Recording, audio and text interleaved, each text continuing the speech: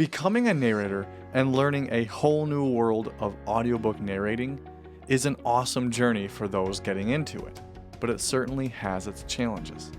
To make it happen, you have to be consistent, learn the performance side of things, and the technical side of things. I want to find out the narrator's side of the story. I'm Ryan May, and in each episode of the Home Audio Podcast, I'm talking with a wide array of narrators in their adventures of doing just that. From veteran narrators to beginners just learning the trade, learning their strategies, their wins, and what's still ahead for them. When beginning the narrator journey, though, you usually start out by doing everything before you outsource certain elements. Recording, editing, and mastering are all pieces of the puzzle. And if you're already recording and editing, I want to help you with the mastering side of things. And EQ is usually the tool I use first. I want to give you my narration EQ guide to help you through each step of EQ to enable you to get clarity and presence out of your voice. If you want to download this, just head to thehomeaudioproject.com/EQ to sign up. As you'll hear in this podcast, there are tons of steps to take, but with drive, determination, and some bumps and bruises along the way, you can make it happen no matter what background you come from. Today's guest is a very special one of the most sought after narrators to have ever graced the land of storytelling, Scott Brick. Scott is a multi-award winning narrator who has narrated over 1,000 audiobooks. Not only is he a narrator, but he also provides coaching lessons, teaches at his alma mater at UCLA for acting students wanting to get into audiobook narration, and was just the recipient of the Voice Arts Legacy Award. Scott is truly a master of the craft, and so much can be learned from his experience. I was lucky enough to chat with Scott on 2 separate occasions. He's so generous and such a talented and likable guy, and is just simply one of the best people to talk to. As I say in this podcast, the narrator story is just as important. So sit back and enjoy my conversation with Scott Brick. Well, anyways, man, again, thank you so much for doing this. My pleasure. I want to kick it off with, who is Scott Brick and how did he get his start? How did he become a narrator? Who is Scott Brick? Who is Scott Brick? Scott Brick is a guy who loves old Hollywood, like really old Hollywood, like silent film era, old Hollywood. He's a guy who lives for Christmas. You can't see it, but right up here I got Christmas decorations. Make yourself happy in the booth, people. You're going to spend a third of your life there. And the way I became an audiobook narrator was, I don't know if it's duplicatable, if that's a word. I went to college with a buddy of mine. His name is Bob Westall. Blessed be his name. The man will never get to pay for a drink anywhere near me for the rest of his life. He was working for an audiobook company, and he had been to a number of performances that I had done at UCLA and elsewhere, and he got me my first audition, my first book. The day that I went in there to record that first book, it was a couple of short stories, and my first day in the booth was the last day of somebody else at that company, Dan Musselman. He went on to found the LA studios for a company called Books on Tape, which then got bought out by Random House, and of course now is Penguin Random House. Again, I don't know how easy it would be to duplicate my career path. Sure. All I can say is if you didn't go to college with somebody who works at an audiobook company, go back and start over. Yeah. But boy, back in those days, we didn't have to do websites. We didn't have to do demos. I went in and I read for somebody and they hired me. That's awesome. I am so grateful that I was able to break in then. And now, how many books do you have under your belt? I got to be honest, I don't count anymore. Okay. Um, I'm a big believer in quality over quantity, but after a while, quantity really does add up. And look, I do a new book every week, and Yeah. so 50 weeks a year, 50 books, and of course some of them. God, I remember a couple of years ago, I did one paragraph for Charlotte's Web, and it wound up winning like this multi-voice audio award, and I'm like, would that really be mine? Would it really be? Some books you do a lot of work for, others you do hardly any for, but it's well over 1,000 now. Yeah. I honestly don't know how many. That's good. Well, there's no reason to keep track if it's over 1,000. I don't blame you. Look, I love it when I see new narrators who they celebrate their accomplishments. Hey, I just did my 50th book. I just did my 100th book. My girlfriend, Susanna Elise Freeman, she's a narrator as well. And even though it was COVID, she started much, much later than me. She started about 6-7 years ago. Okay. And she realized that as I was approaching 1,000, she was hitting 250. And so we threw ourselves a party. Yeah. It's important. Celebrate milestones. They are important. Yeah, absolutely. It doesn't matter how small they are, right? It's just, it's exactly. The small wins. I think that's super important. That's cool of you to say, Totally. man. Absolutely. So in your overall career in doing this, and as long as you have so much longevity, what inspires you to continue to do it? What inspired you to do it initially? And you already kind of went into that with how you got into it, but what continues to inspire you to narrate audiobooks? That's a great question. My first inspiration to get into audiobooks was old time radio, because I'm a massive fan of, the Jack Benny Show, Inner Sanctum, The Shadow, Suspense, all these great shows from the 30s, 40s, and 50s. And I love the oral storytelling tradition.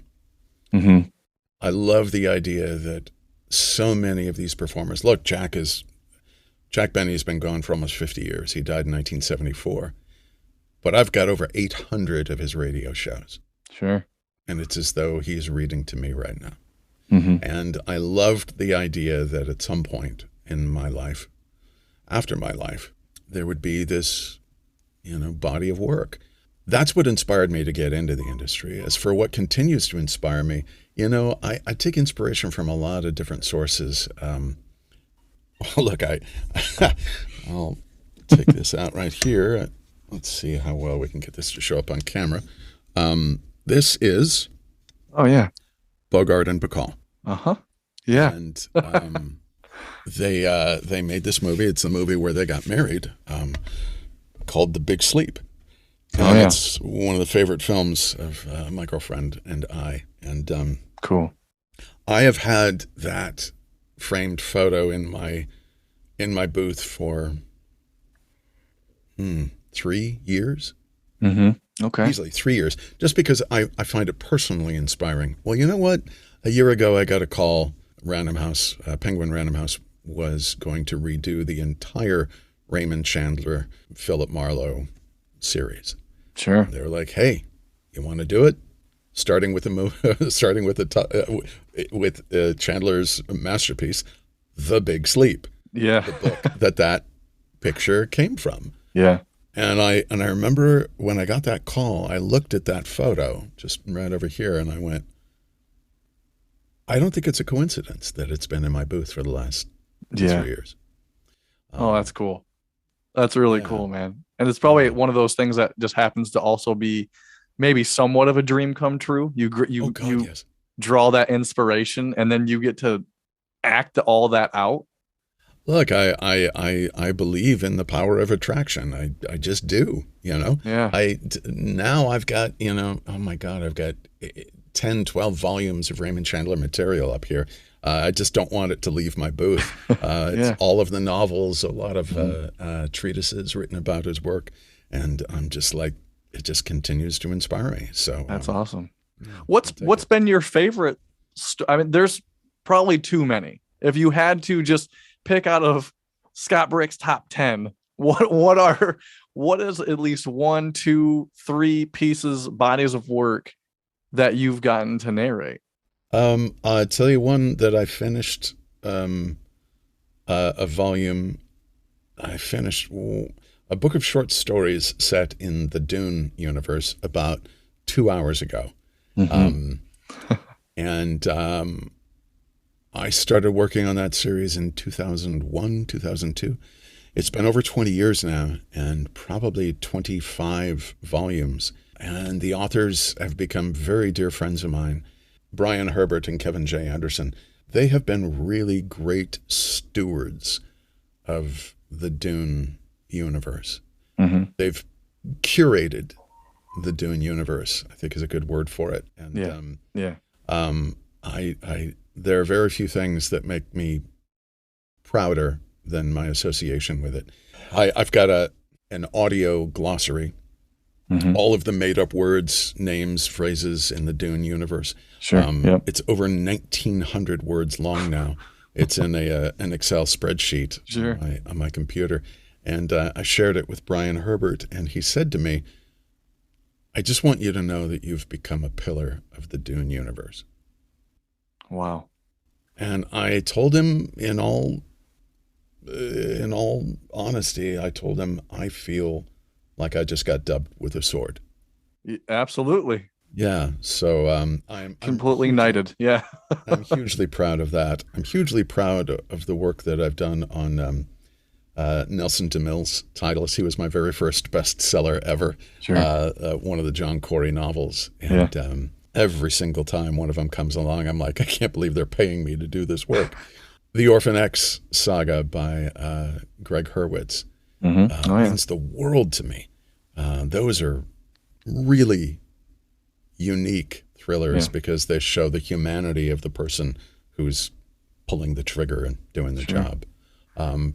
Brad Meltzer's work floors me. We just did the most recent one, The Lightning Rod. And all of those authors find a way to bring, again, humanity to the person who's pulling the trigger or solving the mystery or, in a way that I find unique and thrilling. And just, again, I would probably do those jobs for free, but please don't tell the publishers that because I like to get paid.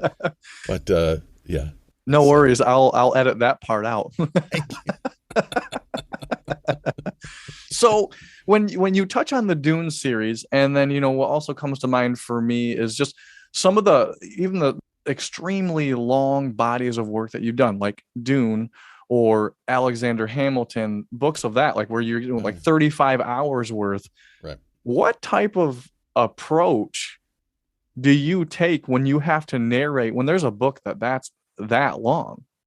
What type of approach do you take into your narration, whether it be prepping, recording, mindset? I remember, in vivid detail, what it was like working on Hamilton.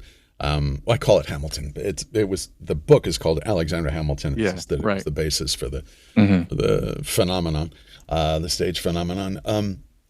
Fortunately, I was working with the director on that, so I didn't have to do the prep work. Thank God, because Governor Morris, it's like, really, how are we going to handle that name? There is a right way to say it, but that man has been dead for 300 years. It's very difficult to track down all of that information. Fortunately, I didn't have to do that part of it. But my preparation for myself was, as I was reading this, I realized that I don't think I've ever learned more from a book than I did from that one. Right. Sure. And I can tell you that the conversations we had at the lunch table outside, the other narrators who were there working on different books, they were fascinating. Yeah. And it got to the point where every day they would show up, they would try to coordinate their lunches with us. They were like, tell us more about Alexander Hamilton founding the Coast Guard.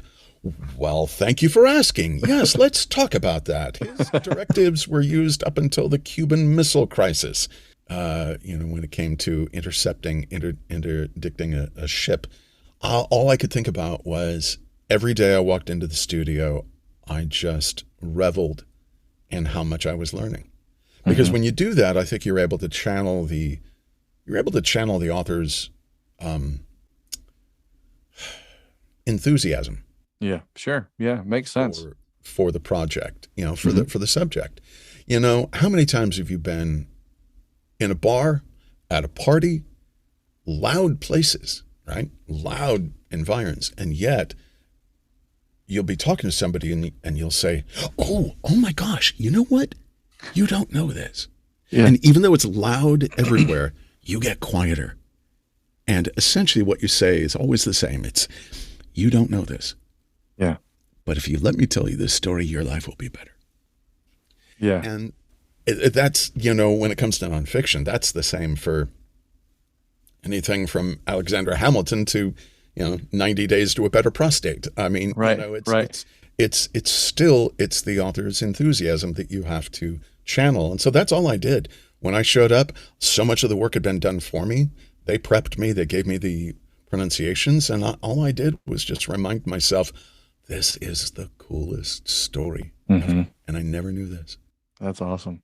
See, what you just did there is one of the things I love about being an audiobook engineer and just being in this industry in general.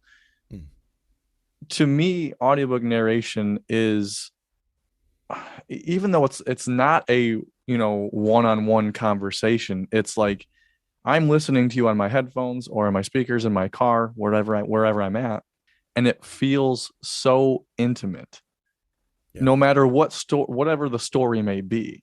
When you're in your headspace and narrating those words on the page, what's your thought process as you're telling that story?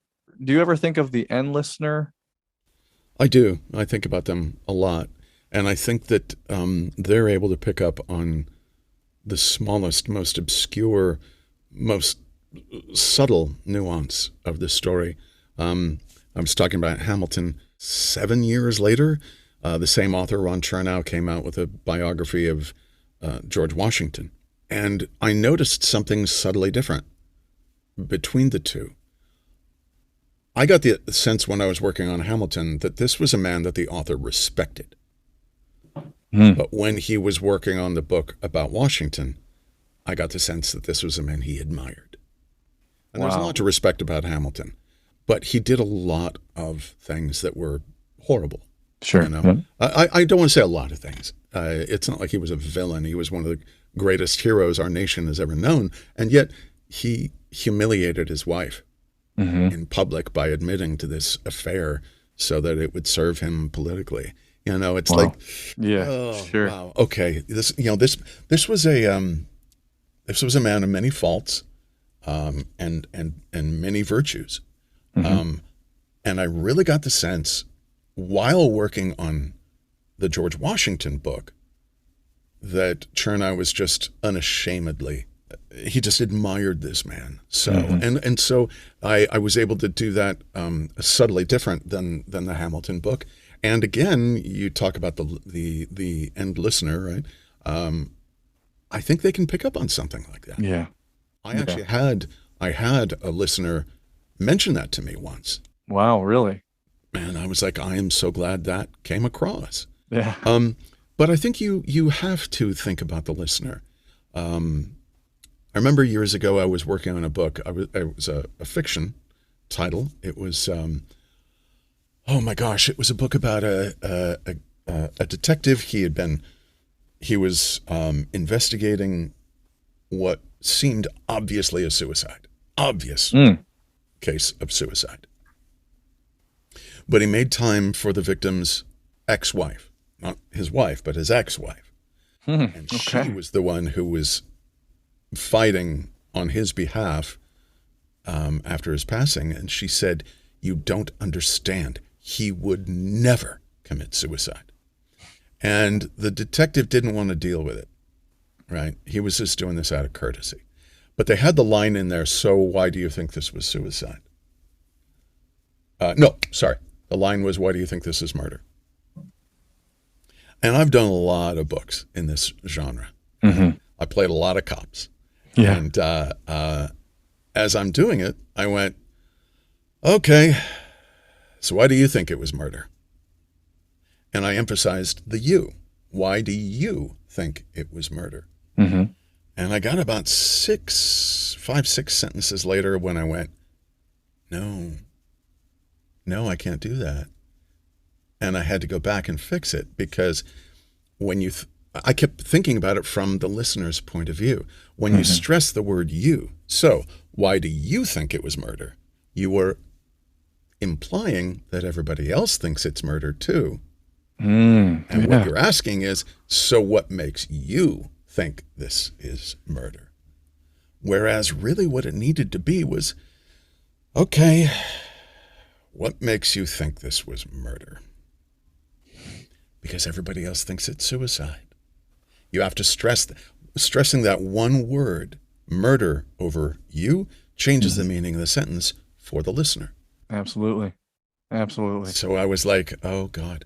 I had to go back and fix it because I think the important thing especially for new narrators to realize is that it is an interactive experience.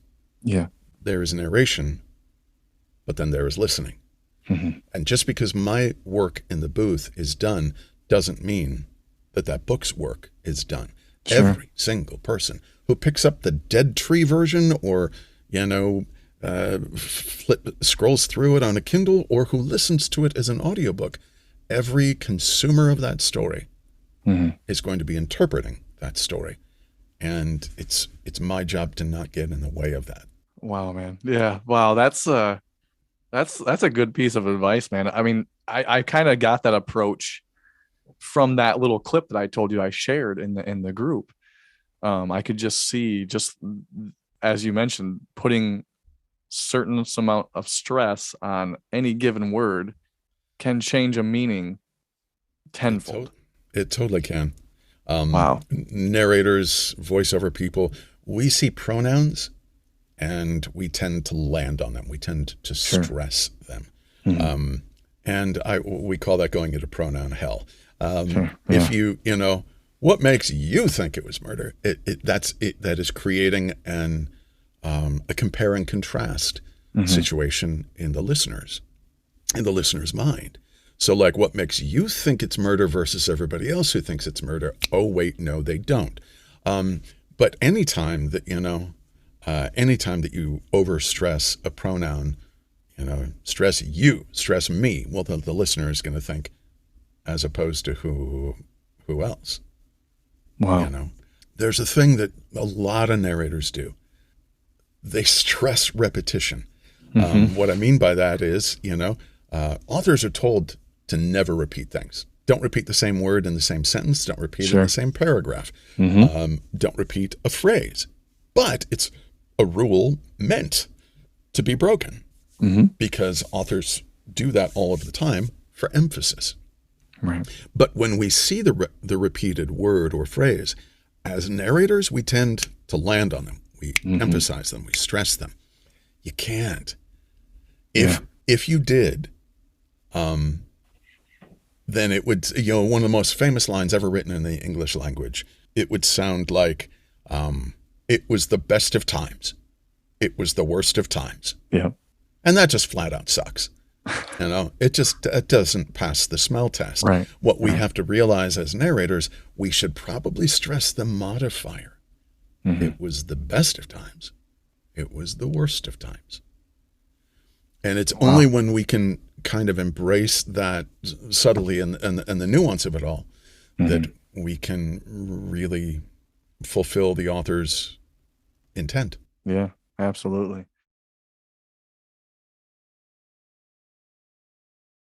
Well, again, man, I thank you so much for joining me once again, and we can finish this thing. It is always a pleasure. Yeah, that's always cool, a privilege to get to talk about audiobooks. Absolutely. Absolutely. Yeah, cool. I'm so glad that we could do this again and that we have the time and you could make the time. And I just, once again, I just appreciate it. So, no, absolutely.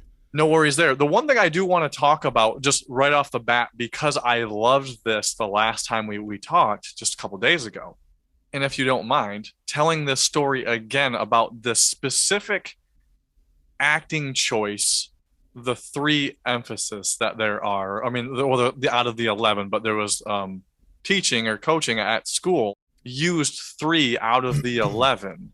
Yeah. And I Yes. loved that story, that whole story about like how he slowed it down and Yeah. what he was talking about. I can't remember exactly what he was talking about, but I would love to revisit that if we could. Of course, look, of course, I am always happy to revisit this story because it really showed me that something that Pat Fraley and I have been saying for years actually rings true. Pat and I have always said that you have to you wed tricks with truth. And I'll define my terms. Tricks, yeah, that's our sarcastic term for technique, right? Those are the things that we can learn to do. Anybody can learn them. And they are physical changes that you can make to your voice in order to emphasize it. There are 8 ways of creating emphasis in human speech, 8 of them. Most of us tend to land on volume. We see an exclamation mark and we go, oh, I must yell. Well, technically that's only 1 of 8. You can go high or low in volume to create emphasis. You can speak faster or you can speak slower. You can pause before the word or you can pause after the word. Also creates emphasis. And then there's pitch, rising higher and going lower. Well, you have to marry those to truth. And what I mean by truth, again, to define my terms, truth is the emotional truth of the scene. Whatever is going on emotionally for the character in the scene, you have to connect with that. You have to take those techniques and wed them to an emotional truth. Otherwise, it is an empty experience. You can tell when somebody is just making changes to their voice. There is nothing organic to what I am doing right now. I'm just speaking differently because I think you're going to get bored if I don't. But there's nothing organic there. So I was teaching a class years ago. We got together every Wednesday night for a month. And Alex Hyde-White. Alex is the son of a classically trained, very famous character actor from the mid to late 20th century, Wilfred Hyde-White. Look at My Fair Lady. You'll know what I'm talking about. Yeah. He grew up in Hollywood. Alex is a wonderful performer. And he took my class, and the class was about the 8 forms of emphasis. And he was reading from it was a biography of Truman Capote. And I don't know Truman's story all that well, but what I remember and of course I'll be paraphrasing here, but what I remember from the scene that he read from was Truman speaking to a woman in his life, no idea who she was, but he always called her Big Mama. And in it, Big Mama says, "I love you, Truman." Truman replies, "No, you don't, Big Mama." "Truman, I'm telling you, I love you." "You don't love me, Big Mama." "Truman, of course I love you. Why would you say that I don't love you?" "Because I don't deserve to be loved, Big Mama." And I'm telling you, there were 11 other people in that class, as well as the engineer sitting beside me. So we had a total of 13 people in the outer room who heard him say this, and every single one of us went, and the talkback was shut off, right? Alex didn't hear that response. Right. He didn't hear that every single person in that room was affected by what he did. Mm-hmm. So putting my teacher hat back on, I was like, okay. I opened up the talkback and I said, "Alex, I noticed that when you got to that last line, that you paused before you said it. You slowed down while you were saying it, and your volume dropped while you were saying it. And those are 3 of the 8 methods of emphasis in human speech. You did 3 out of 8. But I'm curious if that was your intention. If you went into it thinking, technique only, I will slow down. I will pause.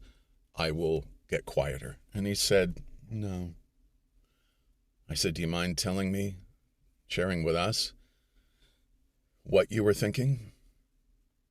He said, I was just thinking of all those moments in my life where I felt like I didn't deserve to be loved. And it was a moment of fundamental truth. Again, technique and truth. It was a moment of fundamental truth in a different way, because I understood at that moment, I think we learn by teaching. I have learned more by teaching than I ever have in an actual class. But I told him about the response that everybody around me had to his reading. And I said, it was at that moment when you connected emotionally to the text that everybody in this room connected to you, and through you to the author. Yeah. And I think back on that moment fondly. I'm so grateful I was there that day. I was blown away that Alex wanted to take the class from me. I mean, he's very successful. He's really gifted, and I'm like, damn, you're in this class. Okay, well, let's see if I can teach you anything. It was actually at that moment where I realized I'm the one learning here. Sure. That's, teachers look for the teachable moment. I think we as narrators need to find the reachable moment. How can you reach the emotional intent that the author provides? Because when you do, the listener will connect with you and through you to the author. Mm-hmm. See, that's one of the reasons why I wanted to bring that story back up, because when you first told me that, and even though I wasn't there, and this was a handful of years ago, even you telling me that story, I felt like I was able to connect with it. And that's one reason why I felt like it was important to bring it back up. That story, I feel like it impacted me. We had talked last time. We kind of had gotten on like a semi-emotional level because of the same club that we're in. Yeah. And we're missing our father's club. Yeah. Yes. And so we had such a great conversation in that last one too, that not only just that because of being in that club that we're in, but then that specific example in that moment, in that teachable, reachable moment that you had, I was very impacted by it. So that was one of the reasons why I was like, I gotta hear that again. And I'm so glad you brought that up. It's one of my favorite stories to tell, but because I also think it's illustrative, and I could use a word like illustrative because of course I read books. But it is illustrative for what we do in the booth, because we try to connect with every text we read. And it's different when you're reading a nonfiction book that like, oh my God, really? What are we talking about here? I can barely understand it. If it's a physics thing that I'm like, I never got anywhere close to physics when I was in school. Right. But I could be working on and please don't take this phrase wrong, a beach read. And it's actually funny because I work with an author named Landon Beach, and he loves the fact that he writes beach material. It's the perfect kind of thriller, so that you're just sitting there going, oh my God, what's happening while you're on the beach, right? Mm-hmm. And I could be working, and I look, I've been working on the Clive Cussler audiobooks since 2000 or 2001. Okay. Yeah, I think I've done 85 of them because, he always wrote like 4 every year. Yeah. There was one year where they had 5 of them scheduled to come out, and they were like, no, we need to bump onto the following year because we just can't have, don't saturate your audience. But, right. But even in a circumstance like that where I know the characters intimately, and there's not a lot of change. They're kind of like episodes of the original Star Trek, or even Next Generation, right? Mm-hmm. You would have the status quo at the beginning, and then things would go horribly, horribly wrong. Yeah, and then you would fight like hell to get them back to the status quo. Yeah, and so the beginning and end were always the same, and it is similar. I mean, with notable exceptions, and I hope I don't sound like I'm being negative here. But that's kind of Clive's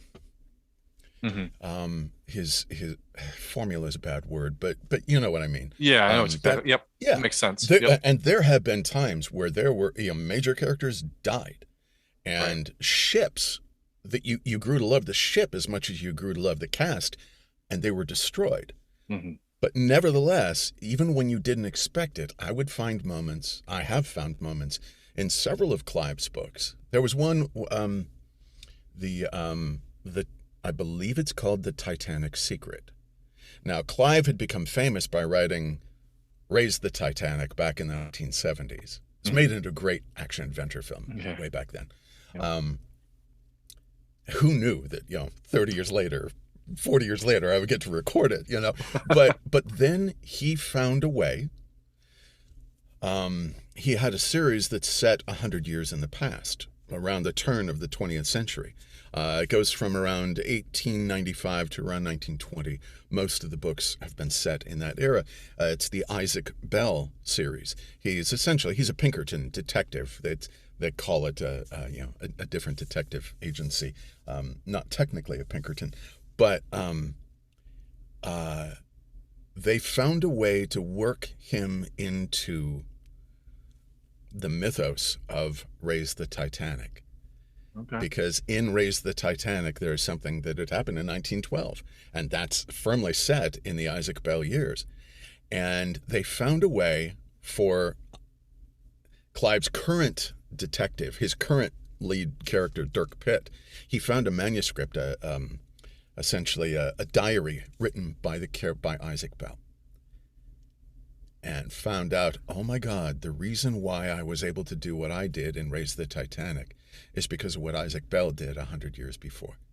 And I was getting just so emotional. Look, my great grandfather was born in 2004. Oh, yeah. As he was proud of reminding me it wasn't 2004, it was 2004. And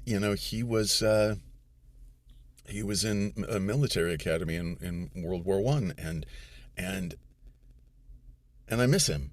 He passed when I was about 30.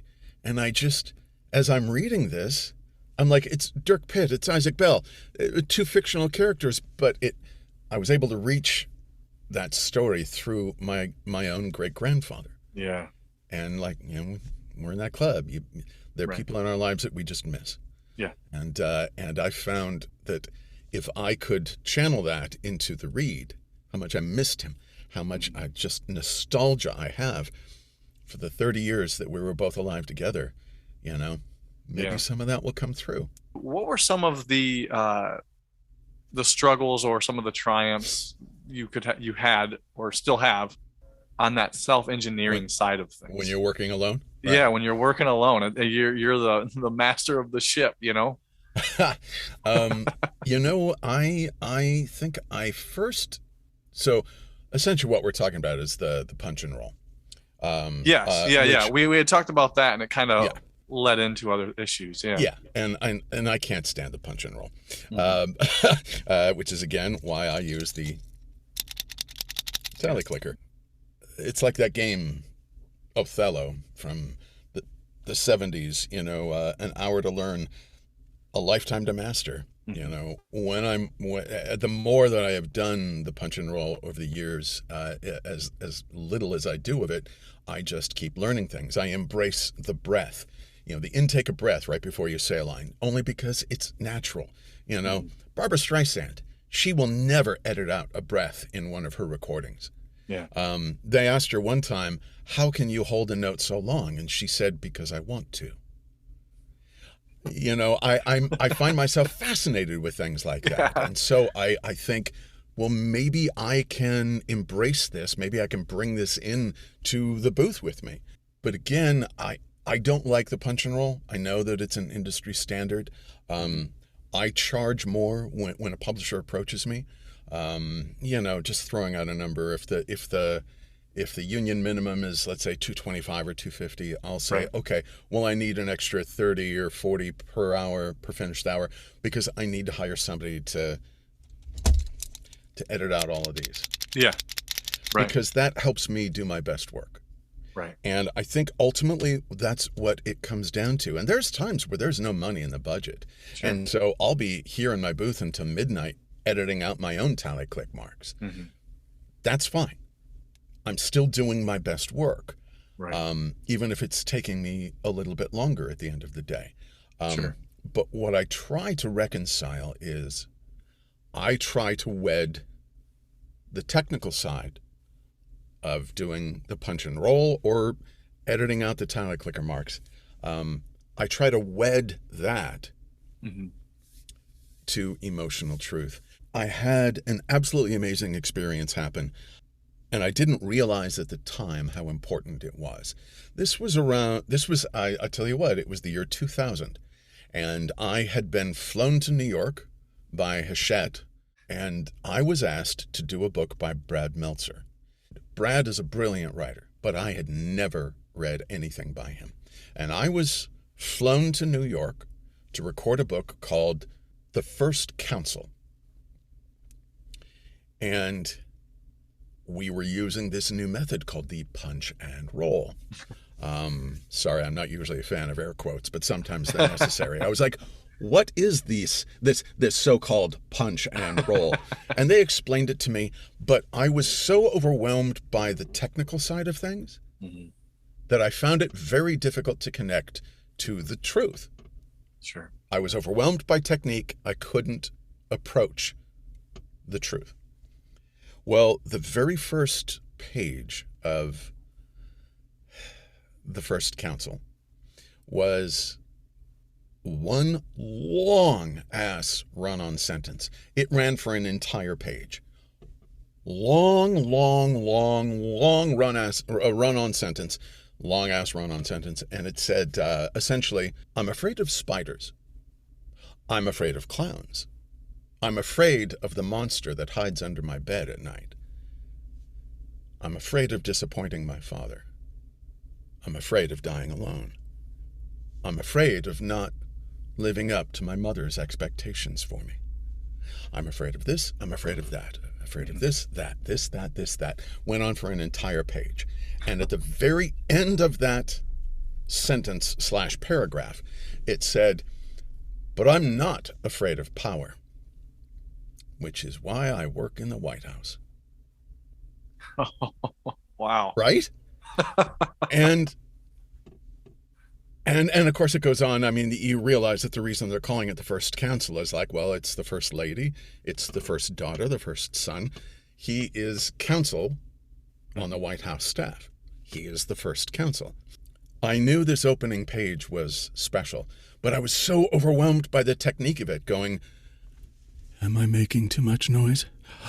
I had to draw a breath. Are they going to stop me? I'd never done punch and roll before. Right. And it was stilted and ridiculous. And frankly, I should have asked them to send me a copy of it because in retrospect, it's become so important. 10, 15 years go by. I'm doing an event with Brad Meltzer. I'm in the audience. He's up on stage, and they say there's an importance between author and narrator, finding the right connection to an audiobook narrator. And they said, Brad, when did you realize that you had a good partner in Scott Brick? And he said, I got to be honest, it was at the opening of the First Council. He said, I had written 2 novels previously, read by 2 different narrators, neither of which I felt a connection with. I didn't think either one of them got me, which is why there was a new one on the second one and why there was a new one on the third. Yeah. But I heard this opening sentence, this long run-on sentence that I had given Scott to record, and I heard him doing it and realized, oh, he gets me. And I think we, as performers, as narrators in the booth, we need to realize when we are not connected. And even if it's inconvenient, and boy, I tell you what, when I went back at the end of that book, I finished that book and finally felt like I had understood Brad. And I said, I need to redo those opening couple of pages. And they were like, no, you don't. I said, no, I do. And they said, no, you were fine. I'm like, well, fine isn't. Right. Fine isn't Fine. Yeah. Good enough isn't. I Yep. said I didn't understand Brad until I was well into the book. I cannot make that impression at the beginning of it. And I had to talk them into it. Mm-hmm. No, the guy was directing it anyway. And he sighed really loudly and said, "Fine, go ahead." And I did it. And I think about what's happened since then. What's happened since then is 10 years later, when the contract expired on books 1 and 2, Brad told his publisher, "Get Scott to re-record books 1 and 2. I've now done every single thriller that Brad has ever written. Wow. That never would have happened if I didn't have the courage to stand up and say, this isn't right. I was working too hard on the technique and not enough, not connected to the truth." Yeah, that makes sense, man. That makes a lot of sense, because that's one thing that I've always actually been really curious about. Me being an audiobook engineer, and obviously that's what I'm so used to, is just punch and roll. Okay, cool. You made a mistake. Let me just rewind. And then, and it is different though, right? I mean, Well, I'm the engineer on that side, where you as the performer, as the narrator in the booth, you still get to stay in it, you know? Exactly. And we have different priority. Yeah. Any engineer, any director is going to be looking at the words. Mm-hmm. Is the text correct? Because that's job one. We are there to provide the author's intent, their words, the story as written. Yep. And if we screw up on the words, then, we've failed. But sometimes you can get every word right, all in the right order, all pronounced correctly. Dan Musselman, bless his heart, he just retired from Penguin Random House, and he always says that the average book is 100,000 words, and you could get 99,999 of them correct. Mm-hmm. But if you mess up on one, that's what they're going to remember. Yeah. But even if you get 100,000 out of 100,000 correct, it doesn't mean that it's right. Right. And that's why I say, you have your expertise, and I respect and admire engineers and editors so much, because that is a learning curve I will never master. Sure. Likewise, on your side of the coin. Well, I know what I'm good at. Yeah. And sometimes I just have to say, no, I really need to redo this. Right. Taking yourself back to book 1, or just getting into it, you had already had acting experience through college, probably even before that. I would imagine you're probably in drama class in high school, and sure, just years of acting. Going back to junior high, sure. Yeah. For someone that has maybe minimal acting experience, and then for those that have a good amount, a fair amount to a lot, when they're getting into audiobook narration, what's the best thing they can do for themselves? In all of the advice you've already given, what's the one piece that they should really take away with them, even if it's not just like them loving to tell stories and them being inspired by other narrators that, I can do this too? What do you tell that brand new narrator? Please stop me if I've already. We've spoken a number of times, and I don't want to repeat myself. But the number one thing I would tell myself, if I could go back and tell myself, is to realize that this storytelling medium is different. Mm-hmm. Therefore, it has some limitations that I wouldn't face if I were on stage or on camera. Sure. But it also has possibilities that on stage and camera acting don't have. And that's, I always go back to the silent film era. Yeah.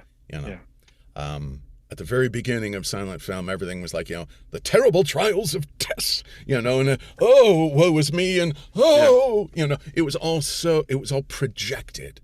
Yeah. That's because stage actors they were hiring stage actors at the time. Right. But those guys were in vaudeville. Mm-hmm. That was great big acting, right? Yeah. They were hiring stage actors, the old storytelling medium, to perform in the new storytelling medium, who didn't realize, I don't need to reach 100 feet to the back of the house. I could just reach 6 feet away from me where the camera is. Yeah. And by the end of that storytelling medium, the silent era, suddenly things had become nuanced and special and subtle. But this is the way acting has always been. When there is a new storytelling medium, who did they hire from, when radio was king? Well, they hired silent film stars. Some of them didn't have a voice for it. Yeah. What did they do? In film, they hired silent film stars. What did they do when it went to TV? They hired film stars, people who weren't working anymore. It's the same thing. There's always a gap, a learning gap between what you were used to in the old medium versus what is available to you here. And I don't need to shout anything to the back of the house. I can instead say, hey, listen to me. I'm right here. And I sound like I'm talking right in your ear. Because you know what? I am. Yeah. Right. Very conversational, like we had mentioned before. Yeah. I love that. Well, I listened to some of my work from the beginning. I actually had I had 2 books come up where when they were being re-released, they did an extra round of quality control on them, proofing, as we call it in the industry, and they found a couple of mistakes that weren't caught all those years ago, and they asked me to go back and fix it. And I had to listen to myself the way I did 20 years ago. I'm like, damn, that was me? Oh my God. But in some ways I think maybe that was my best work, because I wasn't afraid. I wasn't afraid of taking chances. Yeah. But also I wasn't aware that this exists. Yeah. There's a wonderful line in A Christmas Carol. And I think it's at the end of Christmas Past. And Dickens, as the narrator, says they went everywhere, and they stood and they stood by all of these people who were in need, all of these people who were celebrating. And they said they stood as close to them as close to them as can be, as I am, who is standing in the Spirit at your elbow. And it's a moment of direct address from the author to the audience. Yeah. I am standing in the Spirit at your elbow. Well, you know what? This sounds like I'm at your elbow. So when I did A Christmas Carol, that's how I read the line, because I suddenly understood we have that opportunity in audiobooks in a way that doesn't exist in film, TV, stage acting. See, I appreciate that, man, because as I've been in the industry for almost 10 years now, and worked on as many books as I have, the post-production side of my audiobook is ridiculous. It's I think I just calculated a couple weeks ago, and it's just over 5,000 books. Oh my God. Holy moly. Yeah, it's a lot. Oh my God.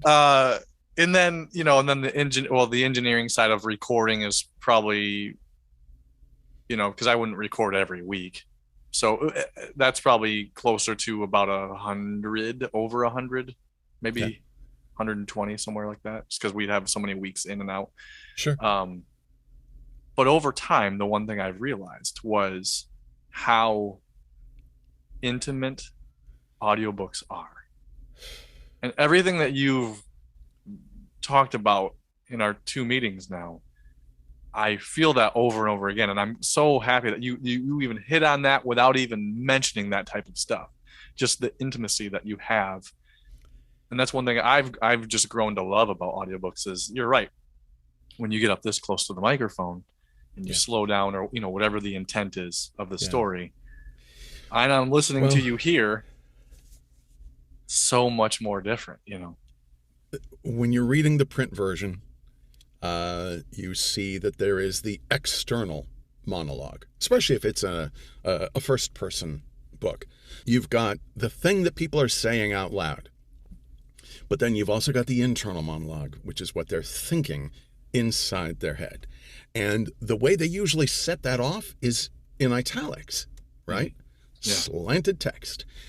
And the reader of the print version, the dead tree version, whatever, they're able to understand what the italics mean. Right. You have to give the listener the audio equivalent, which is, I hate you and I never want to see you again, but please, Jesus, don't walk out that door because I cannot live without you. Yeah. And that's something we get to do in audiobooks that I know. It's so, dude, that is so like enlightening to hear. I love everything you've said, man. I'm a broken record and I get that, but it's so true though, because everything that you've mentioned about it is as an audiobook listener. And I think that's very important. I've mentioned that before in past videos and I'm not even a performer, right? But it is one of those things that I've learned from the producers I work with, that it is extremely important that to be even a better narrator is to first and foremost be an audiobook listener, because you do start to feel that, you do start to understand those connections. Absolutely. So you've hit everything that I've always wanted to know and then some. So awesome. My work here is done. Yeah, so much. Thank you very much, Scott Brick, for joining me on the Home Audio Podcast. And I appreciate you joining me for this, man. My pleasure. So much. Well, you have a great rest of your day and enjoy the rest of your Friday. Have a great weekend. And I'll be in touch after this is all set, man. That sounds great. It's great talking to you, Ryan. Scott is so humble and kind. One of the most genuine people I've ever talked to in the audiobook industry. Every story he reads, he puts his all into it. Not just for himself, but for the authors, the publishers, and the audiobook listeners. He truly cares about the art form of audiobooks and storytelling. So if you've enjoyed this episode, be sure to subscribe to the podcast so you won't miss any more tips, tricks, and guidance from these awesome narrators. And if you're still doing it all yourself and you're in the mastering phase of your narration journey, then remember, head to thehomeaudioproject.com/EQ and grab my narration EQ guide. Thanks again for listening or watching if you're on YouTube. I will see you in another episode of the Home Audio Podcast real soon.